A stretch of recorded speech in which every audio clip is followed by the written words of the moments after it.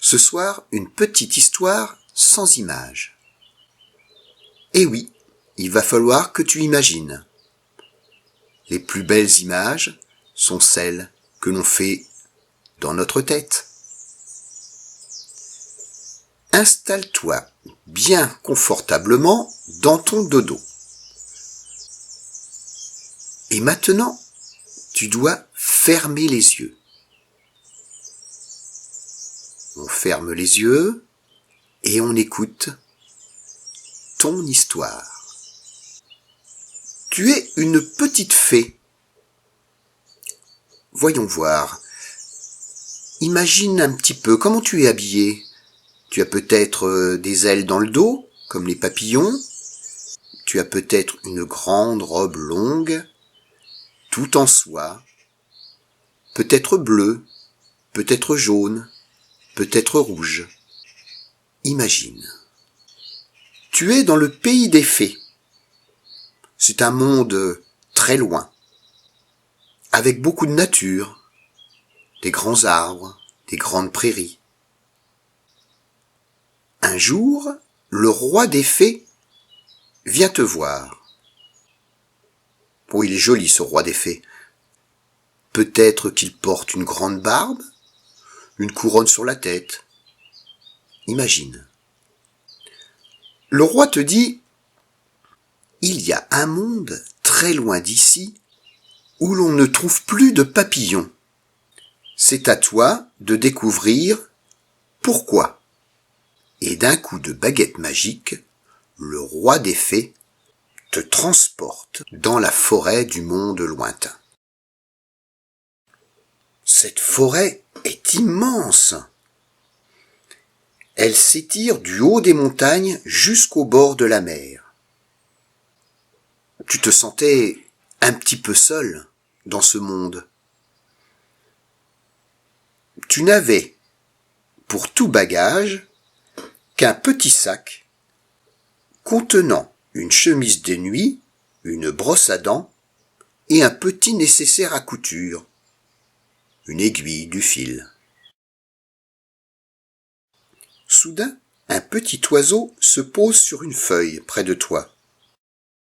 Tu lui demandes « Excuse-moi, petit oiseau, sais-tu s'il y a d'autres fées comme moi de ce côté de la forêt ?» Le petit oiseau hoche la tête.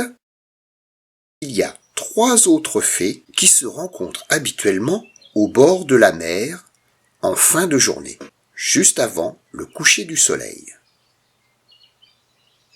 Tu remercies le petit oiseau. Il est plutôt gentil. Mais c'est le matin et tu as une longue journée à passer dans cette forêt. Peut-être pourrais-tu résoudre le problème des papillons. En effet, depuis que tu es arrivé, pas un seul papillon. Dans une forêt, c'est très bizarre.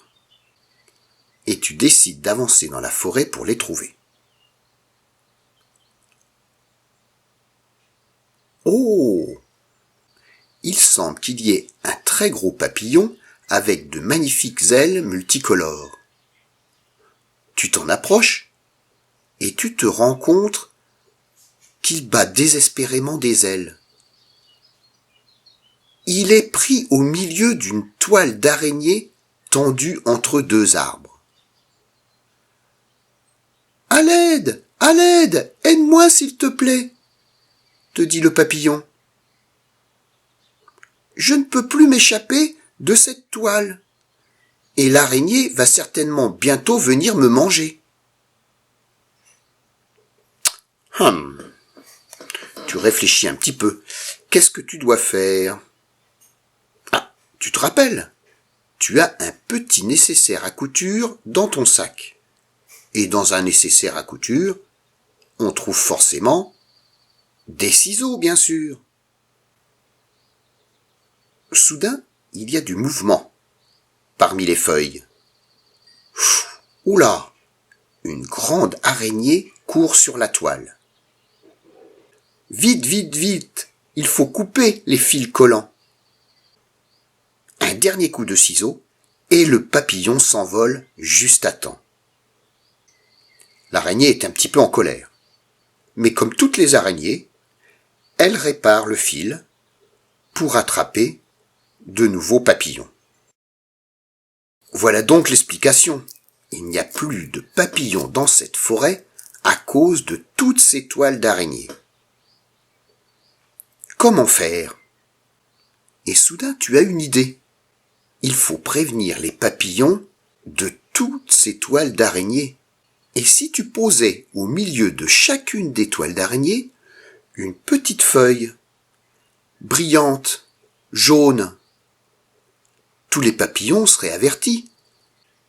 Et tu jettes aussitôt une belle feuille jaune et brillante au milieu de la toile d'araignée. Regarde, le vent qui souffle fait bouger la feuille et les papillons peuvent voir le danger.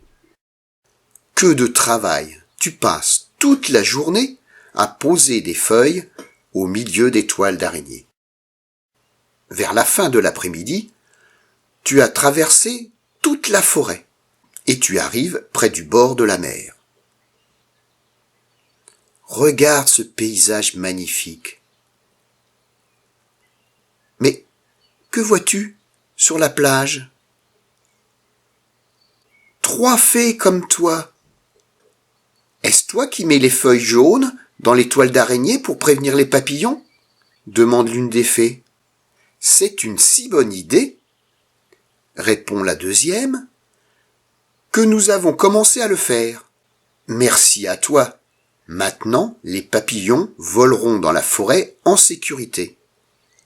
Tu as réussi la mission que le roi t'avait donnée. Et maintenant, tu peux rester un petit peu dans cette forêt avec tes 3 nouveaux amis. Et plus tard, tu retourneras dans ton pays et tu diras au roi des fées, « Mon roi, j'ai réussi ma mission. Je veux bien en accepter une nouvelle. »